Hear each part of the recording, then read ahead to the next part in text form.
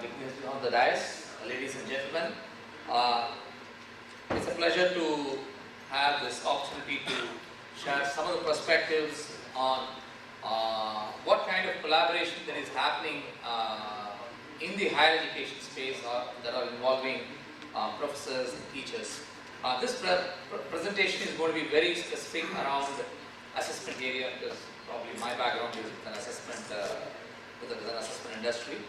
Let me just give you a quick idea on what kind of technology transformations that we have seen in this industry. When people talk about examinations, we started with printing of question papers, then people moved to MCQ, talked about OMR-based answer sheets, then we also moved to computer-based tests which are on MCQ.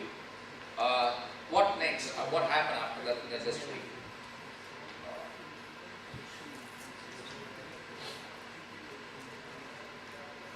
The next big one that we've been seeing, particularly in the education industry, is the on-screen marking or digital evaluation. I thought I'll just walk you through on what it means. Probably you'll be able to quickly appreciate. I presume that many of the audience here will know about on-screen marking. On-screen marking is nothing but when you have a descriptive answer sheet, you scan those answer sheets, put it in a server which is sitting at a central location, that means it may be sitting in a data center, and make that answer sheet available to your evaluator in his computer. And this is what we actually basically say as digital evaluation of on-screen marking. There are quite a few implementations in the country so far, but let's run through what all the benefits or the features that we have seen in an on-screen marking implementation. The time for evaluation in an examination cycle has drastically come down. This is the first benefit that people have seen. Number two is that the accuracy in totaling, the inaccuracy in totaling that was an issue earlier has almost come down to zero. There are zero totaling errors because the computer is totaling instead of a human. In those days, what the marker or evaluator will do is that after awarding marks to each and every question, he will bring those marks and post it on the cover page and then start totaling it. If you really do it, for example, a chemistry professor or a teacher or a chemistry teacher or a physics professor is good in evaluating the answer sheet even in the midnight when you're waking in the midnight. But if you ask him to post that, post the marks on a cover page and do a clerical work, probably after 10th or 15th answer scripts, they get bored, they tend to miss out. It happens to all of us. If you have to do a manual totaling, we all tend to make a mistake. Not that we cannot do it, but the repeated task will make us do this kind of mistake. So zero error in evaluation, number one. Number two, many of the public universities, when someone is coming and asking for an answer script, today by law, they will have to pull out the answer script and then give it to the student in a timely manner. It's an RTA requirement today. When these answer scripts are stacked in lakhs or at times in crores in some of the universities, pulling out has become quite a huge issue. At times after evaluation, they find that the answer script is missing. It puts huge pressure on the entire system. Here in this case, you can pull out an answer script in no time just by the click of a mouse. The other challenges involved in logistics have also created security issues when in a large university or an education institution, because they tend to bring the answer script to one center and start marking. In addition to that, if the answer script has multiple subjects, then it physically moves from one evaluator to the other. For example, in a single answer script, there are two sections, and one is say physics, the other one is say chemistry. You will require two different evaluators to do that work, so it is moving. In addition to that, if there are multiple evaluations, for example, there is a medical script, by law it requires multiple evaluations, that is also causing logistics trouble, plus a bit of biasness in the overall marking. So on-screen marking is deployed today in the industry primarily to address these issues, and there are quite a few implementations on the ground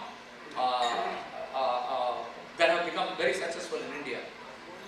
Just to give you a quick background, people think that whenever you implement OSM, it's nothing but you just have to take the manual process, copy it, and exactly take it to the on-screen or the computer-based process. That's not true.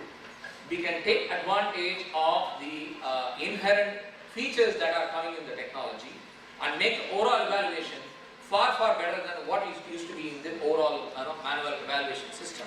So some implementations have just copied the manual system, but I would like to share some examples where they've gone beyond the implementation of manual systems.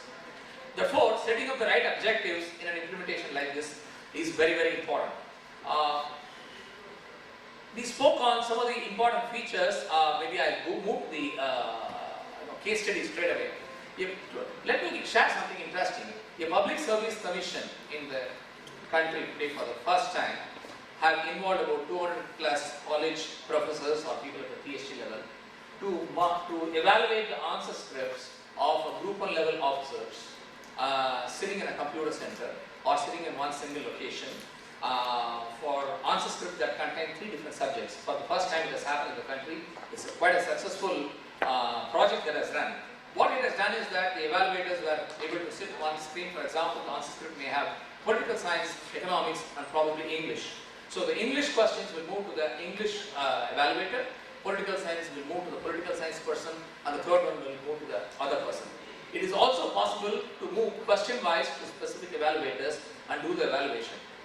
Earlier, the commission used to take 8 months because of the logistics involved and because of the security issues involved in that to complete the entire evaluation. This time, because of the on-screen marking implementation, they could complete the work in flat 45 days and the totaling error is 0. This is a big change that a commission could move from one end to the other, and they could also clearly plug all the security loopholes that were inherent or that is a part of the manual system. The next one, a large private university. I'm talking about a medical university. In medical answer scripts, you require 2 evaluations, one by the internal faculty, the other one from an external faculty. Today, some of these faculty, they travel and go to the particular university. In this case, both evaluations can happen at the same time. The answer script is scanned. So one will not know what the other person is doing. So the biasness is completely removed from the evaluation.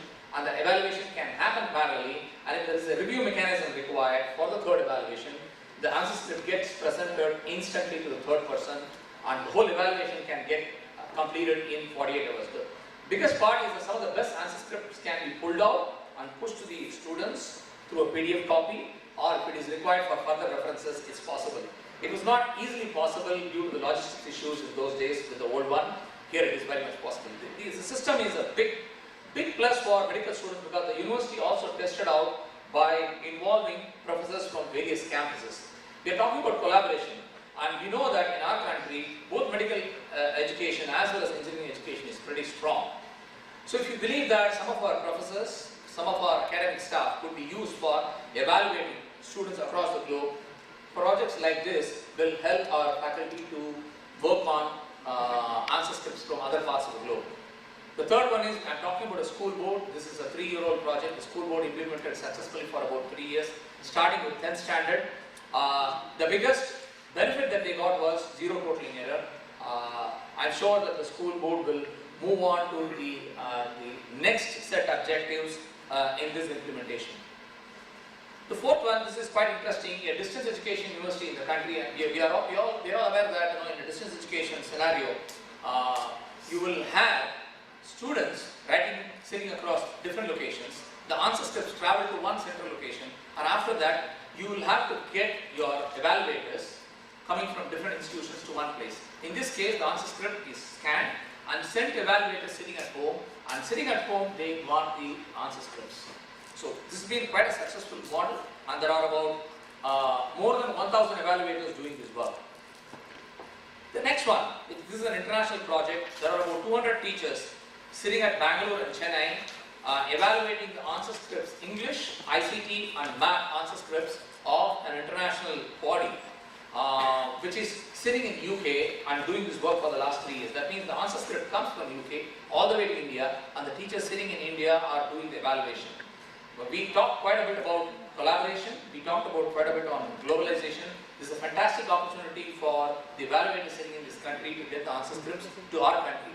See, if you look at the IT world, people talk about BPO, KPO. Probably this is one more initiative that can get the answer scripts of the globe into our country for evaluation. So, just to summarize on what the overall concept is all about, it's just not the technology, it all depends on what we do with it. There are opportunities and tools available, particularly in the evaluation space and the assessment space, but we all talked about computer-based testing through MCQ. In the descriptive answer book space, there is a huge scope for bringing technology into it and make it a lot more a collaborative world. Thank you so much for the opportunity.